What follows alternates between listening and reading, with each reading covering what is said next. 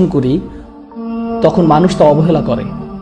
আল্লাহ আসলে বোঝাতে চাইছেন, মানুষ যখন আল্লাহর কাছ থেকে অনেক উপহার পায় তখন তারা ভাবতে শুরু করে যে এগুলো তাদের প্রাপ্য ছিল, এগুলো পাওয়া তাদের অধিকার, বা এগুলো তাদের নিজেদের অর্জন। তাদের প্রাপ্য ছিল, তাদের অধিকার, নিজেদের অর্জন। তারা আসলে ভুলে যায় যে এগুলো আসলে ছিল তাদের প্রতি আল্লাহর অনুগ্রহ। বরং তারা নিজেদেরকেই কোনো না কোনোভাবে এগুলোর দাবিদার ভাবতে শুরু করে। ওয়া আনা বিজানিবিহি, এবং সে মুখ ঘুরিয়ে নেয়। আমি আপনাদেরকে একটি উদাহরণ দিচ্ছি। এটাই আনা বিজানিবিহি। যখন কেউ তাদেরকে বলে যে আল্লাহ তোমাকে অনেক অনুগ্রহ করেছেন, তারা বলে এটাই আক্ষরিকভাবে কোরআনের ভাষায় তুলে ধরা হয়েছে। এটাই তারা করে থাকে। তারা আল্লাহর অনুগ্রহ নিয়ে বাড়াবাড়ি করে এবং তারা ভুলে যায় যে এটা ছিল তাদের জন্য অনুগ্রহ। ওয়া ইযা মাশশাহুশ শার, এবং যখন তারা ক্ষতির সম্মুখীন হয়, কানা ইয়াউসা, তারা পুরোপুরি হতাশ হয়ে যায়, দুঃখ ভারাক্রান্ত হয়ে বলে, আল্লাহ আমার সাথে কেন এমন করছেন? কেন আমার সাথে এমন হচ্ছে? আমি কি এমন করেছি? যখন ভালো কিছু হয় এটা আমার প্রাপ্য ছিল, এটাই আমার প্রাপ্য ছিল, কিন্তু যখন খারাপ কিছু ঘটে তখন এটা আমার প্রাপ্য ছিল না। আল্লাহ আমার সাথে এমন করেছেন। তাদের মন এতটাই জটিল। ছোট একটা সাইড নোট, এই আয়াতের একটি গুরুত্বপূর্ণ দিক হলো আদবের শিক্ষা। কিভাবে আমরা আল্লাহকে নিয়ে চিন্তা করব, কিভাবে আমরা তাকে নিয়ে কথা বলবো। এবং আপনারা সবাই জানেন একজন মানুষ কিভাবে কথা বলে তা আসলে প্রকাশ করে যে সে কিভাবে চিন্তা করে।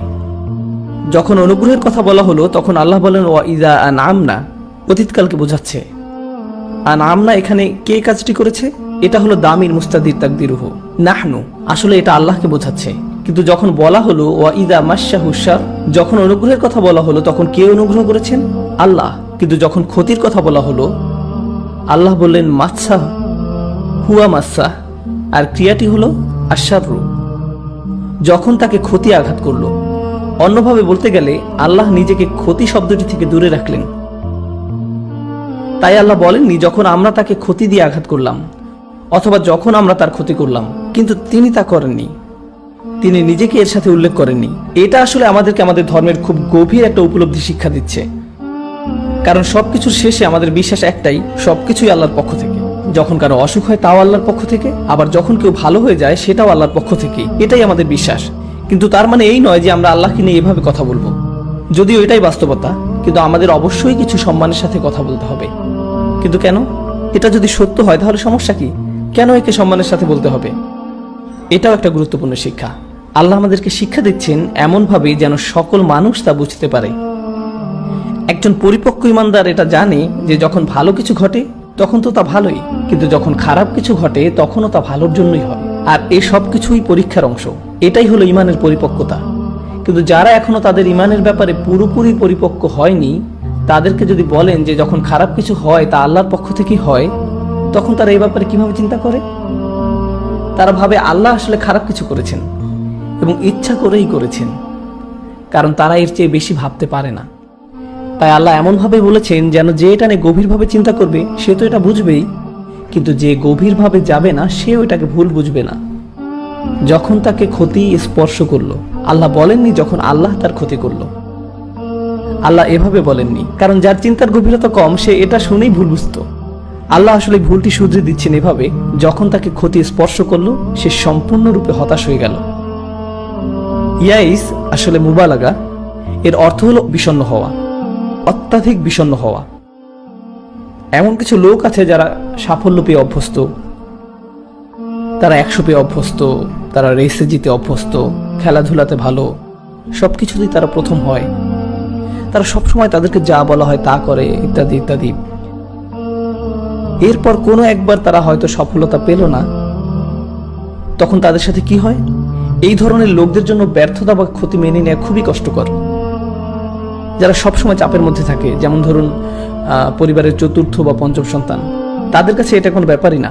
অথবা ধরুন পরিবারের সবচেয়ে ছোট সন্তানের কথা, আমার সবচেয়ে ছোট সন্তানকে নিয়ে আমি চিন্তায় থাকি, কারণ সে সবকিছুতেই পার পেয়ে যায়। কারণ যতক্ষণে ছোট সন্তানটির সময় আসে ততক্ষণে পিতামাতার পুলিশি কর্মকাণ্ড বন্ধ হয়ে যায়। আমি প্রায় আমার বাবা মাকে আমার ছোট বোনের কথা বলি, তারা আমাদের উপর খুবই কঠোর ছিলেন, কিন্তু আমার ছোট বোনটির কোনো কিছুই যেন তাদের চোখে পড়ে না। মা কি হলো, আমাদের সাথে তো এমন করা হতো না, তাহলে ওর জন্য কেন এমন? আরে থাক না, ও তো ছোট মানুষ, বাদ দাও, ও খুবই ছোট। আরে ও মোটেই ছোট না।